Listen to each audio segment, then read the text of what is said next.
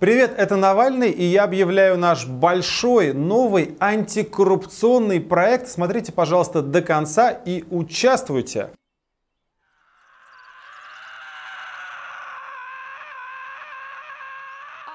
Я представляю фонд борьбы с коррупцией, и обычно мы боремся с коррупцией сверху. То есть показываем вам жулика, объясняем, почему он жулик, и призываем вас распространять информацию, бороться с коррумпированными чиновниками, голосовать против них и так далее. Но ведь с коррупцией можно бороться и снизу. Для этого нам нужно сначала ответить на вопрос: а какой главный вред коррупция наносит нашей стране? И ответ простой: бедность. Россия богатая страна с бедным населением. И можно даже еще конкретнее сказать: в России очень маленькие зарплаты. И коррупция одна из главных причин этого. Российский олигарх является таким богатым, потому что годами не доплачивает зарплату. Его сотрудники получают в 10 раз меньше, чем на таком же заводе за границей. И он зарабатывает на этом, олигарх, фантастические деньги. Часть этих денег он отдает в виде взяток чиновнику, и его никто не трогает. Он даже и налогов никаких не платит. Поэтому я абсолютно убежден, Россия сейчас очень нуждается в появлении огромного массового низового движения за повышение заработных плат. Не то чтобы завтра каждому платить миллион, но разумное повышение до того размера, который получают люди за такую же работу в странах, сопоставимых по своему развитию с Россией. Например, в Восточной Европе. Звучит красиво, но только как это сделать? Если бы мы с вами жили в нормальной стране, а не там, где у власти сидит 20 лет один и тот же человек, который уничтожил все вокруг, лишь бы остаться на своем месте, то ответ был бы простой: профсоюзы.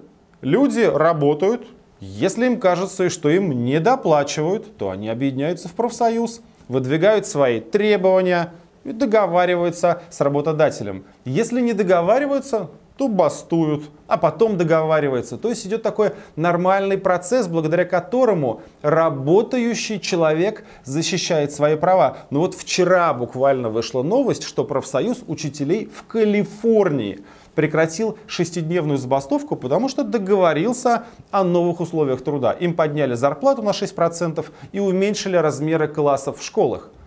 Но в России почти все профсоюзы абсолютно подконтрольны власти. Они поддерживают Единую Россию. Они поддерживают олигархов. Господи, они поддержали даже повышение пенсионного возраста. То есть это просто чиновники, называющие себя профсоюзами. Вы сами отлично это знаете, если с ними сталкивались. Значит, наша задача создать стихийное профсоюзное движение, у которого будет одна простая цель. Не политическая. Мы не будем говорить: любите Навального или не любите Путина. Любите кого хотите, просто требуйте повышения заработной платы. Требуйте того, что вам положено. Я знаю, что все, что я сказал, звучит как вещь правильная, но абстрактная. Слова-то красивые, а что делать? У нас есть совершенно конкретный план, с которого мы начинаем нашу кампанию прямо сегодня. Этот план пока касается 6 миллионов человек, представителей определенных профессий. А дальше будем расширяться. Итак, в России есть 6 миллионов человек, размер зарплаты которых гарантировал лично Путин. Когда он шел на выборы в 2012 году, он подписал так называемые майские указы, регулирующие зарплаты бюджетникам. Он привязал размер их средней зарплаты к средней зарплате в регионе. Это просто, смотрите, в каждом регионе есть своя официальная средняя зарплата, которую рассчитывает Росстат. И средняя зарплата врача в этом регионе теперь берется не с потолка, не выдумывается, а составляет 200% от средней. А средняя зарплата учителя, например, должна быть не меньше, чем 100% от средней по региону. Перед последними выборами в 2018 году Путин подтвердил это все и даже подписал новые майские указы. А самое прекрасное, что чиновники по всей стране отчитываются, что да, они выполняют майские указы Путина и платят бюджетникам ровно такую зарплату, как положено, по формуле.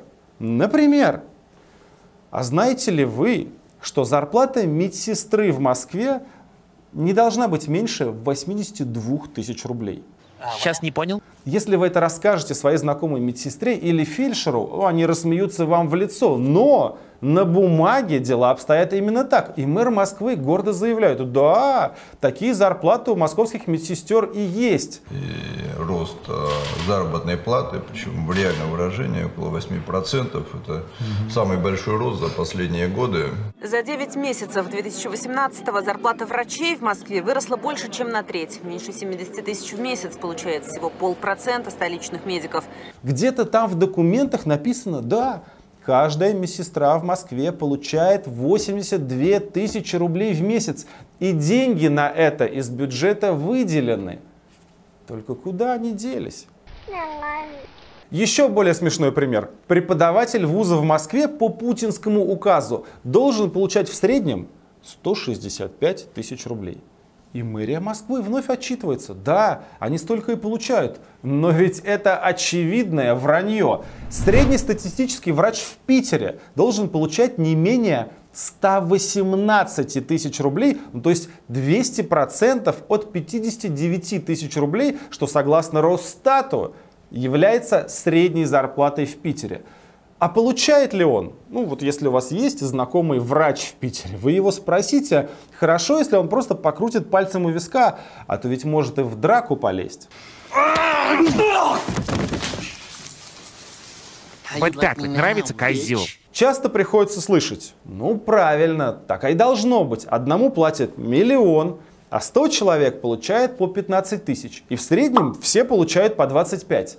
Но это не просто неверная логика, это обман. Смысл майских указов, чтобы все получали зарплату, приближенную к средней. Да, кто-то может получать намного больше, если работает больше, но никто не должен получать намного меньше. И в бюджете заложены деньги, чтобы все воспитатели детских садов в Новосибирской области, например, получали в районе 34,5 тысяч рублей. И они должны их получать по закону. А если не получают, то там должны уже и прокуратура бегать, и губернаторов в Кремль на ковер вызывать, и так далее, и так далее. Я могу вам час эти примеры перечислять про каждый город и про каждую область.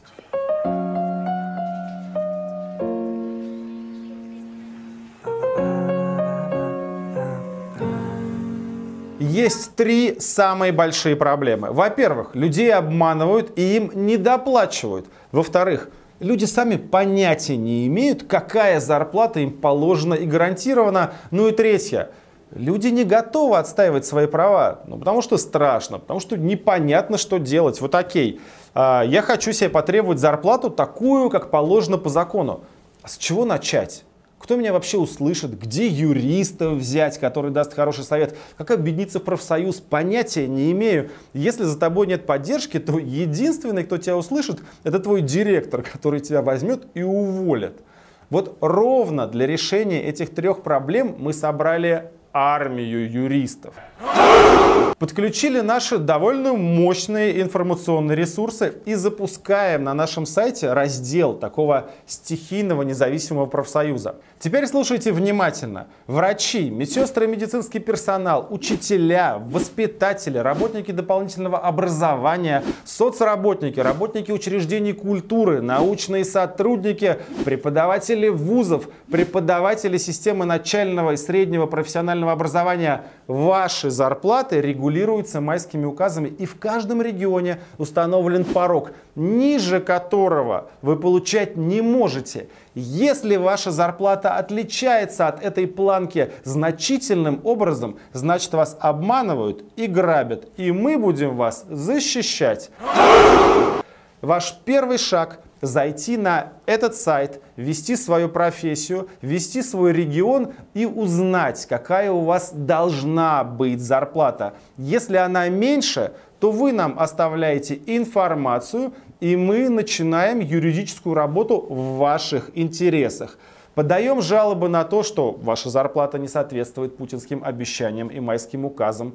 Вы можете сами подать жалобу, которую напишем мы. Если не хотите сами, то мы подадим ее за вас. Если вы боитесь по каким-то причинам и не хотите, чтобы вообще ваше имя где-то фигурировало, то все равно оставляйте информацию, и вашей жалобой займется дружественный профсоюз, поддержавший нашу компанию. А такие есть в России немного, но есть честные профсоюзы. Вот этот дружественный профсоюз будет требовать проверить ваше учреждение в целом.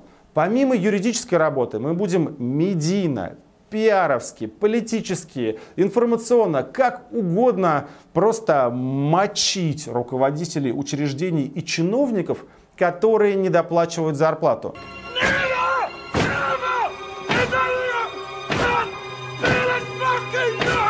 Важно понимать, что политически и юридически чиновники не могут признать, что недоплачивают вам зарплаты и не выполняют майские указы Путина. Потому что эти майские указы — это такая священная корова режима. Их бесконечно обсуждают на каждом совещании. Все губернаторы заявляют, что они их выполняют. И сам Путин миллион раз повторил, что за невыполнение майских указов и недоплату зарплаты бюджетникам все будут нести личную, персональную, политическую ответственность. Это, между прочим, главный показатель качества работы губернатора для Кремля. А выполняет ли он майские указы и платит ли такую зарплату, как положено? Средства выделили? Выделили. Не обманули? Нет, не обманули. Доведены они до регионов через систему ОМС? Доведены. А до медицинских работников не дошли. Поэтому никакой губернатор, никакой мэр не заинтересованы в том, чтобы врачи или учителя на его территории поднимали бучу. И сейчас существует такая система всеобщего обмана. В регионах массово недоплачивают зарплату учителям, медсестрам, научным работникам. Все это знают. Но региональные начальники нагло врут и отчитываются, что все хорошо. Кремль и Путин, конечно, знают, что вся эта отчетность липовая, но принимают ее с улыбкой. Потому что все молчат. Но что с ними происходит в целом, с этими указами? Примерно указами 93-94% заявленных целей исполнены. Все в этой цепочке, бюджетники, их начальники, мэры, губернаторы, Кремль, все делают вид, что все хорошо и зарплаты растут. И будут так делать до тех пор, пока кто-то не разорвет этот порочный круг, перестанет молчать и наконец-то расскажет все как есть. Только тогда власти зашевелятся и начнут платить столько, сколько положено. Именно для этого и нужен наш народный профсоюз. Дальше. Первое, что скажут вам власти: что это вы связались с этим Навальным? Он мутит воду, он преследует политические цели, он пиарится. Он зарабатывает очки на бюджетниках и их проблемах. А нужно различать тех, кто действительно хочет это делать и действительно укреплять государство, и тех, кто пытается использовать это как инструмент в своей собственной политической борьбе для саморекламы. А вы им отвечайте, будьте хитрыми. Этот Навальный очень плохой. Он ужасный. И давайте, дорогой мэр, дорогой губернатор, мы не дадим ему пиариться. Очень нехороший человек. Я впервые вижу такого человека.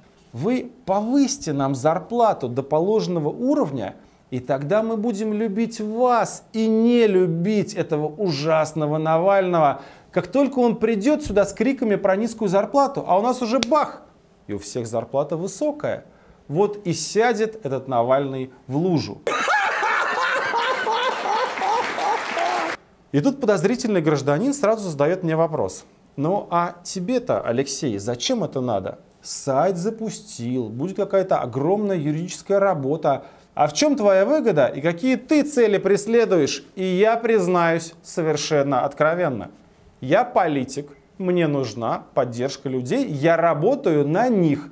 Вы увидите, вот Навальный с командой работают на нас. Все нам врут, все нас обкрадывают, ну а этот старается нас защитить, ну как может, так и старается. Стойте! Жадные и ненасытные бандиты!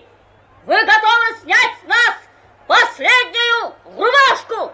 Кто-то в результате этой кампании меня поддержит, кто-то не поддержит, но я знаю, что это дело правильное и готов вместе со своей командой работать над этим столько, сколько надо. Ну и кроме того, я действительно верю, и это не просто моя вера, а экономическое научное знание, что не будет в России никакого роста, никакого развития до тех пор, пока люди не начнут получать достойную зарплату за свою работу. Этот проект возможен только при нашей с вами кооперации.